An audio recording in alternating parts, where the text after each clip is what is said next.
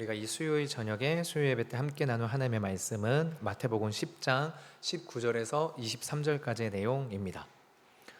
우리 전체 5개 구절 한 절 한 절 교독하고 마지막 23절은 합독하도록 하겠습니다. 제가 먼저 읽겠습니다. 너희를 넘겨줄 때에 어떻게 또는 무엇을 말할까 염려하지 말라. 그때에 너희에게 할 말을 주시리니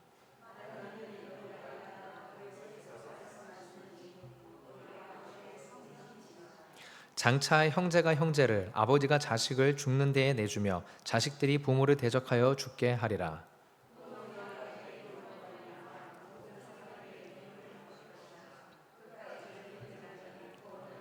함께 읽겠습니다. 이 동네에서 너희를 박해하거든 저 동네로 피하라. 진실로 너희에게 이르노니 이스라엘의 모든 동네를 다 다니지 못하여서 인자가 오리라. 아멘. 기도하겠습니다. 하나님, 우리가 이 시간에 함께 모여서 예배합니다. 아버지 하나님 앞에 찬양, 말씀, 기도 정말로 주님 앞에 드리는 이 예배 시간이 우리의 마음 가운데 힘이 되게 하시고 아버지 하나님 우리 자신을 돌아보아 하나님과 더 친밀해지게 예수님의 십자가와 더 가까워지게 성령님의 인도하심에 순종할 수 있게 아버지 하나님 우리를 다시 새롭게 하는 은혜의 시간이 될 수 있도록 주님께서 이 시간을 주장하여 주시옵소서. 감사드리며 이 모든 말씀 나사렛 예수 그리스도의 이름으로 기도합니다. 아멘. 예수님께서 제자들을 보내시는 마음이 양을 이리 가운데 보내는 것 같다라고 하셨습니다. 그러면서 말씀하신 것은 뱀같이 지혜롭고 분별력이 있어라, 비둘기같이 순결하고 순전하라 라고 말씀하십니다. 이 말씀의 의미는 분별과 순전함을 가지고 그 이리들을 이겨내라는 것이 아니었습니다. 이리들처럼 힘을 가져서 이리들처럼 어떠한 무언가를 가져서 이리들을 이기라는 것이 아니라 때로는 이리 앞에 마주선 양과 같은 상황에서도 이리와 똑같이 되지 말아야 될 것을 의미하는 것이다 라고 나누었습니다. 이리와는 다른 양으로서의 기준, 이리의 기준이 아니라 양의 기준을 따라서 다른 이를 힘으로 이기는 권능이 아니라 모든 귀신을 쫓아내고 질병과 약함을 낫게 하는 권능, 즉 사람을 살리고 세우고 잘되게 하는 그 권능을 가지고 이리를 이기는 게 아니라 그 가운데에서 양으로 살아가야 되는 것, 예수님의 제자는 양으로 이 땅을 살아가야 되는 것을 말씀하신다라고 우리가 함께 나눴었습니다. 동시에 제자는 고난 속에서도 증인의 삶을 살아가는 것을 함께 나누었습니다. 공회에 넘겨지고 채찍질 당하고 총독과 임금들에게 끌려가는 상황이 발생해도 그 모든 상황 가운데에서 오히려 예수님을 증언하게 되는 것을 주님께서 제자들에게 말씀하셨고, 이것이 어떻게 가능한가 라고 할 때에 제자들의 마음 가운데 너무나도 분명한 정체성, 나는 예수님께 보냄받은 양이다, 나는 예수님의 사명을 받은 자다 라는 이 분명한 정체성이 상황이나 환경이 고난이다, 평안이다, 어려움이다, 쉽다를 넘어서서 그것을 초월해서 증인의 삶을 살게 한다라는 것을 나누었습니다. 오늘 본문은 계속해서 제자로서 보냄받은 삶 가운데에 겪게 될 고난에 대한 말씀입니다. 제자들이 총독과 임금에게 붙잡힌 상황에서 증거가 되게 증언하게 하신다는 말씀. 근데 어떤 말씀일까? 어떤 증언일까? 라고 할 때 그때에 성령님께서 일하실 것을 말씀하십니다. 그리고 끝까지 견디는 것을 말씀하십니다. 그런데 동시에 이렇게도 말씀하십니다. 이 동네에서 너희를 박해하거든 너희가 저 동네로 피하라. 그러니까 무엇인가 우리의 기대와는 반대되는 것 같은 말씀입니다. 끝까지 견디라고 앞에서는 끝까지 견디라고 말씀하셨는데 그 곧바로는 뭐라고 말씀하시냐면 저 동네로 피하라 라고 말씀하신다는 거죠. 무엇인가 반대되는 것 같은 이 말씀이 어떻게 우리 안에서 하나가 되어야 될까에 대한 것을 가지고 우리 2가지 묵상을 함께 나누도록 하겠습니다. 첫 번째는 이것입니다. 끝까지 견디는 자는 성령님을 의지하는 사람이다 라는 것입니다. 본문의 19절과 20절이 나와 있습니다. 너희를 넘겨줄 때 어떻게 또는 무엇을 말할까 염려하지 말라. 그때 너희에게 할 말을 주시리니 말하는 이는 너희가 아니라 너희 속에 말씀하시는 이 곧 너희 아버지의 성령이시니라. 그러니까 앞절의 내용을 보면 제자들이 공회와 총독들과 임금들에게 넘겨진 상황입니다. 예수님께서는 애초에 이런 어려움을 제거한 자리로, 안전하고 평안하고 안락한 자리로 제자를 보내신 것이 아닙니다. 어떻게 하면 어려움을 없앨 수 있는지, 어떻게 하면은 그 이리들을 이겨낼 수 있는지 뱀 같은 지혜로움으로 그것들을 이기라고, 그 어려움을 피하라고 말씀하지 않으셨습니다. 양을 이리 가운데 보냈지만 양은 양으로서 존재하길 원하시는 주님, 그 주님의 마음, 그 마음을 순전하게 지켜내는 것, 비둘기같이 순전하게 지켜내는 것이 공회에 넘겨지고 총독들과 임금들에게 넘겨지는 제자들이 해내야 될 사항이었습니다. 그런데 주님은 그러고 난 다음에, 그렇게 너희가 순전한 마음을 지켜라 라고 한 다음에 알아서 될 거다 라고 말씀하신 게 아니었습니다. 공회와 총독과 임금들에게 넘겨진 상황을 말씀하시는데 그 순간에 어떻게 말을 해야 될지, 무엇을 말해야 될지 성령님께서 할 말을 주실 것이라 약속을 하시는 거죠. 약속을. 여기에서 견디는 자의 중요한 비밀이 있습니다. 그것은 무엇이냐? 견디는 힘은 우리의 강함과 상관이 없다라는 것입니다. 나의 강하고 약함이 견뎌내는 힘의 근원이 아니라 성령님께서 함께 하시느냐 아니냐라는 것입니다.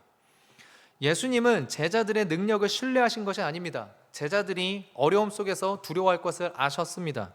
제자들이 무엇을 말해야 될지 모를 수 있다는 것을 주님은 아셨습니다. 그래서 그들을 혼자 두지 않겠다라고 하시며 그 순간에 성령께서 함께 하시고 성령께서 말하게 할 것이다 라는 것을 약속해 주십니다. 너희가 그 순간을 혼자 감당하는 것이 아니다라는 메시지를 주님이 제자들에게 전달하고 있는 것이죠. 이것이 우리에게 매우 중요한 의미입니다. 우리는 어려움을 만나면 가장 먼저 어떻게 하냐? 나 자신을 돌아봅니다. 어려움 가운데에서 이거 내가 감당할 수 있는 일이 맞나? 내가 무슨 말을 해야 되는가? 내가 이것을 이겨낼 수 있을까? 어려움을 당하면 가장 먼저 시선이 어디로 향하냐면 나를 향하게 된다는 겁니다. 그리고 내가 강하면 견딜 수 있을 것 같고 내가 약하면 견디지 못할 것 같습니다. 그러나 예수님은 우리의 시선을 바꾸십니다. 나의 능력을 바라보는 시선에서 성령님의 도우심으로 시선을 옮기라고 말씀을 하시는 거죠. 그리스도인의 견딤은 멘탈이 강한 사람이 이를 악물고 버티는 것이 아닙니다.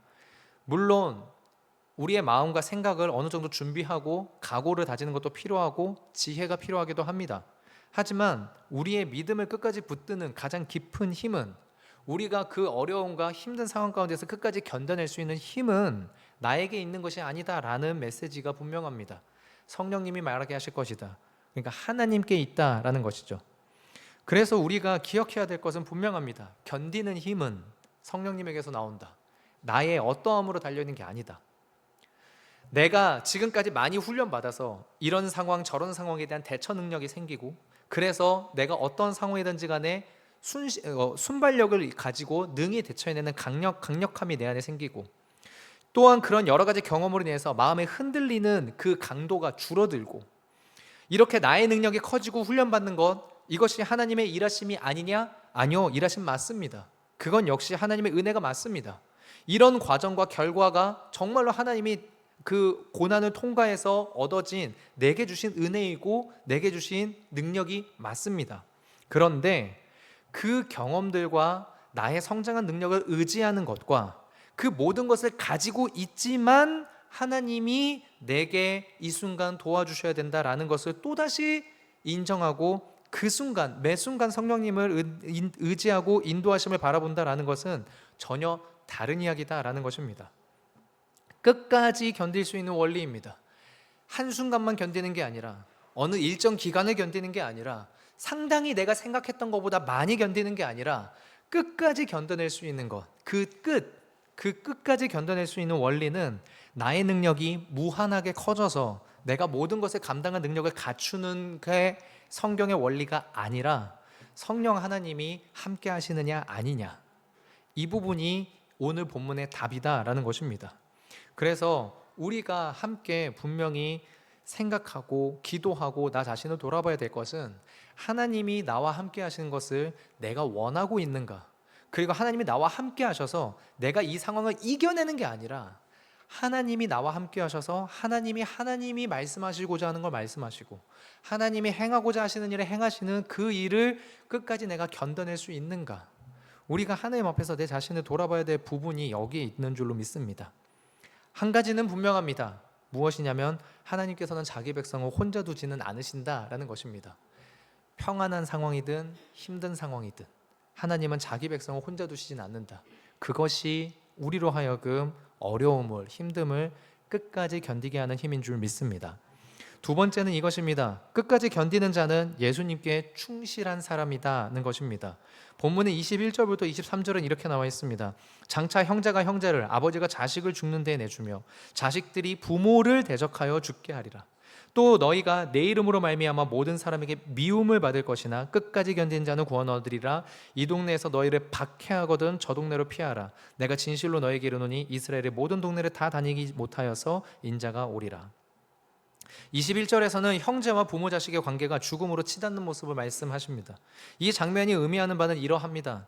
예수를 믿는다는 것이, 예수를 전하는 것이 힘 있는 자와 권력자들이 싫어하게 될 것이다 라는 메시지였다면, 그러니까 이 세상의 힘과 예수님과의 예수님을 믿는다는 것이 힘과 힘의 대결이었다면, 사실은 앞에서 언급한 회당, 총독, 임금, 여러분 이 존재들이 훨씬 더 위협적입니다. 근데 예수님을 믿는다는 것은 이 세상의 권력자들과 힘과 힘의 대결이 아닙니다. 다시 말씀드리지만 양입니다. 이들이 일이라면 우리는 양으로서, 양이 일을 힘으로 이기는 관계가 아니라는 것이죠. 오히려 예수님은 권력자들을 먼저 언급한 다음에 형제와 가족을 언급합니다. 이것은 예수님의 사명이 단순하게 힘의 역학관계에 머무는 것이 아니라 사람의 가장 기본적이고 핵심적인 관계에 대한 부분, 이 관계에 대한 부분을 뒤흔드는 예수님의 영향력에 대한 부분입니다.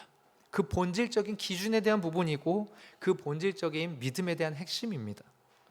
외부의 어려움이 있어도 내부의 관계가 강건하다면 사람은 어느 정도 어려움을 견뎌낼 수 있습니다. 그런데 예수님은 바로 그 내부의 관계가 깨어지고 심지어는 죽음에까지 넘겨주는 것을 말씀하십니다. 이것은 앞서 말씀드린 대로 견디는 힘이 결코 사람의 능력에 있지 않음을 드러내는 한 가지의 극단적인 예시죠. 그러면 왜 이렇게까지 문제가 발생하느냐? 주님이 말씀하십니다. 이유는 뭐냐면 내 이름으로 말미암아입니다. 본문은 나의 잘못과 허물 때문에 여기까지 고난이 올 것이라고 말하지 않습니다. 오히려 나의 잘못과 허물 때문이라면 우리는 그것을 빨리 인정하고 사과해야 되는 게 맞는 태도겠죠. 그것이 예수님께서 계속해서 말씀하신 태도이겠죠. 왼뺨까지도 돌려대라는 건데, 속옷까지도 주라는 건데, 심리까지도 같이 가주라는 건데, 대접받고자 하는 대로 대접하라는 건데, 내 허물과 잘못 때문이라면 당연히 그것을 사과하라는 것이 주님 말씀이겠죠. 그런데 오늘의 이 형제가, 가족이 서로를 죽음에 넘겨주는 것은 내 허물이나 잘못 때문이 아니라는 겁니다. 이유는 뭐냐? 예수님 때문이다라는 것입니다. 예수님의 이름 때문에 가장 친밀하고 가장 깊은 관계까지도 어려움에 처한다. 그러면 어떻게 할 것이냐라는 겁니다. 그 속에서 끝까지 견디는 자들은 주님을 향한 충성을 포기하지 않는 자들, 예수님에 대한 충실함을 놓지 않는 자들이다라는 것입니다. 동시에 이어서 예수님은 근데 또 이렇게도 말씀하십니다. 이 동네에서 너희를 박해하거든 저 동네로 피하라. 22절에서는 견디라고 하시고 23절에서는 피하라고 하시죠. 여러분, 이 두 말씀은 모순되는 말이 아닙니다. 왜냐하면 예수님께서 말씀하시는 견딤은 그 자리를 절대로 떠나지 않는 것, 이것을 말씀하시는 것이 아니기 때문입니다. 제자들은 이 동네에서 박해를 받으면 저 동네로 갈 수 있습니다. 그런데 뭐가 안 변하냐? 이 동네에서도 예수를 전하던 제자가 저 동네에 가서는 예수를 안 전하는 게 아니라 저 동네에서도 예수를 전한다는 거죠. 장소는 바뀔 수 있는데 예수님에 대한 충실성, 예수님에 대한 충성심, 복음 전파에 대한 사명의식은 바뀌지 않는다라는 것입니다. 그러니까 견딤의 본질은, 견뎌낸다라는 것의 본질은 장소를 무조건 지키고 있어라가 아니라 예수님에 대한 충실성, 예수님에 대한 충성을 놓지 않는 것이다 라는 겁니다. 그것이 견디는 자의 모습이다라는 거죠. 공회나 총독, 임금들에게 잡히면 증언을 할 것이다 라고 말씀하십니다. 박해를 받으면 견딜 것이라고, 견디라고도 이야기하시죠. 그리고 또 다른 데로 가야 한다면 이동을 합니다. 그리고 거기서 다시 예수님이 부여해 주신 사명을 감당하죠. 그러니까 공회에 있든 총독 앞에 있든 임금 앞에 있든 성에 있든 박해받는 곳에 있든 아니든 장소가 상관이 있는 게 아니라 어디든지 간에 예수님을 따르는 일이 계속되는 이 충실함, 이것이 견디는 것, 그리고 피하는 것, 동시에 만족하게 되는 핵심이다라는 겁니다. 박해하는 사람들은 제자들의 위치를 바꿀 수 있습니다. 여기에서 복음 전하고 있어요. 이 사람들을 박해해서 이곳으로 옮기게 할 수는 있습니다. 박해하는 사람들이 제자들을 미워할 수도 있겠죠. 그래서 관계가 흔들리고 상처를 받게 되기도 합니다. 때로는 박해하는 자들이 이 예수님의 사명을 감당하는 자들을 잡아가서 이 예수 믿는 자들이 잡혀가는 모습으로 제자들의 상황을 통제할 수도 있습니다. 상황과 환경을. 근데 그것만으로도 예수님을 전하고 증거하는 것을 막지를 못한다는 거죠. 이 동네에서 저 동네로 장소가 바뀌어도 사명은 계속되고, 관계 속에서 어려움을 당해도 사랑으로 대하고, 내 상황을 통제당하는 순간에도 예수님을 증언하고. 여러분, 이런 사람이 어떻게 세상이 감당할 수 있겠습니까? 그래서 히브리서 12장에서 말하는 게 이것입니다. 이런 사람은 세상에 감당할 수 없느니라. 예수님에 대한 충실성이 가득한 자, 그래서 이런 사람이 끝까지 견디는 자다라는 것입니다. 우리는 때때로 견딤을 이렇게 생각합니다. 믿음이 있다면 끝까지 여기 있어야지, 끝까지 버텨야지, 시작했으면 끝을 봐야지. 충분히 귀한 마음이고 섬김이죠. 저 역시 분명히 존중하는 바는 그렇게 힘겹더라도 자리를 지켜주시는 많은 분들이 있어서 은자교회도 한국교회도 여러 가지 어려움이 있지만 그럼에도 불구하고 은혜를 흘려보내는 통로가 되는 줄로 믿습니다. 다만 오늘 본문에서 주님이 말씀하시는 바는 모든 상황을 극단적으로 단순화하는 것을 경계하십니다. 직장도, 관계도, 사역의 자리도 단순히 오래 남았다는 사실 자체가, 그러니까 오랫동안 내가 그 자리를 지켰다, 이게 나는 믿음이 좋다라는 증거는 아니다라는 것이죠. 내가 오랫동안 이 자리를 지켰으니까 나는 믿음 좋은 사람이야, 내가 오랫동안 이 관계 붙잡고 있었으니까 나는 믿음 좋은 사람이야, 이게 아니라는 겁니다. 당연히 반대로 힘들면 떠나도 된다라는 그런 뜻도 아닙니다. 본문이 우리에게 던지는 질문, 예수님의 말씀을 통해서 우리에게 던지는 질문은 이것입니다. 당신은 지금 무엇에 충실하기 위해 남아있는가? 무엇에 충실하기 위해? 내가 오랜 기간 남아있다라는 것에 충실하기 위해서 난 지금 남아있는 것인가? 아니면은 당신은 무엇에 충실하기 위해 떠나는가? 내가 누군가를 떠난다라고 할 때에는 내가 정말로 이 사람이랑 관계가 끊어지는 게 너무 가슴이 아프지만 오히려 나 때문에 이 사람이 정말로 예수님을 오히려 더 밀어내고 있는 것이라면, 내가 진짜 너무 싫지만, 너무 괴롭고 가슴 아프지만 뒤에서 끊임없이 이 사람을 위해서 기도할지언정 거리를 둬야 되겠다. 내가 눈물로 이 사람을 위해서 끊임없이 매일같이 기도할지언정 지금은 거리를 둬야 되겠다. 이런 마음으로 떠나는 것인가? 그러니까 남아있어도 떠나있어도 남느냐 떠나느냐가 중요한 게 아니라 예수님에 대한 충실한 마음으로 이 일을 하냐라는 것이죠. 23절 후반부에서는 예수님께서 말씀하십니다. 이스라엘의 모든 동네를 다 다니지 못하여서 인자가 오리라. 이 말씀의 정확한 성취 시점에 대해서는요, 성경학자들도 해석이 분분합니다. 그런데 누가 이 말했다, 누가 저 말했다, 그것에 대해서 다른 이야기는 못하겠지만 한 가지는 분명한 것 같습니다. 그게 뭐냐면 제자들은 자기들의 손으로 모든 것을 완성하는 사람들은 아니다라는 것입니다. 제자들이 예수님께 사명받아서 갑니다. 그럼 모든 것을 다 완성할 수 있는 사람들이냐? 아니다라는 겁니다. 그들은 그저 맡겨진 사명을 계속 수행합니다. 하지만 결과까지 자기들이 만들어내지 못합니다. 완성까지 자기들이 만들어내지 못합니다. 그 모든 것의 끝을 자기네들이 만들어내지 못합니다. 끝나지 않을 수도 있고 완성이 안 될 수도 있고 좀 부족하게 결론이 날 수도 있는데, 그 모든 것들까지만, 거기까지만 주님이 우리에게 주신 역할이라면 해야 되는 게 제자의 존재다라는 것이죠. 이것이 우리에게 중요한 말씀입니다. 우리는 내가 시작했으니까 내가 완성해야 된다라는 게 책임감으로서 정말로 그 마음을 가지고 있는 건 매우 귀하지만, 그것이 집착이 돼버리면 그것은 또한 우리의 마음 가운데 다른 하나님께서 일하실 공간과 여지를 빼앗아가는 것일 수도 있습니다. 물론 어디까지가 책임이고 어디까지가 하나님의 일하심으로서 내버려야 될 건지에 대해서는 각자가 다르게 생각하기 때문에 함께 기도하면서 조율을 맞춰가야 되겠지만, 분명한 사실은 그것입니다. 내가 모든 것을 완성하도록 부름받은 사람은 아닐 수 있다. 그것만큼 우리가 마음 가운데 가져야 된다. 다만 맡겨진 자리에서 충실하자, 충성을 다하자. 여기에 대해서는 우리가 함께 해야 되는 부분이지 않은가, 공통적으로 해야 되지 않은가라는 것입니다. 전해야 할 때는 전하고 견뎌야 할 때는 견디고 이동해야 될 때는 이동하고 그리고 결과는 하나님께 맡기고 장소는 바뀔 수 있지만 우리의 충실함은 예수님을 향한 충성과 간절함은 멈추지 않고 계속되고 마르지 않고 깊어질 수 있기를 우리 모든 은자교회 성도님들이 그렇게 되기를 주님의 이름으로 축원드립니다. 기도하겠습니다. 하나님, 정말로 하나님께서 우리 모든 성도님들의 마음 가운데 아버지 하나님이 주시는 마음의 열정과 불이 있는 줄로 믿습니다. 어쩌면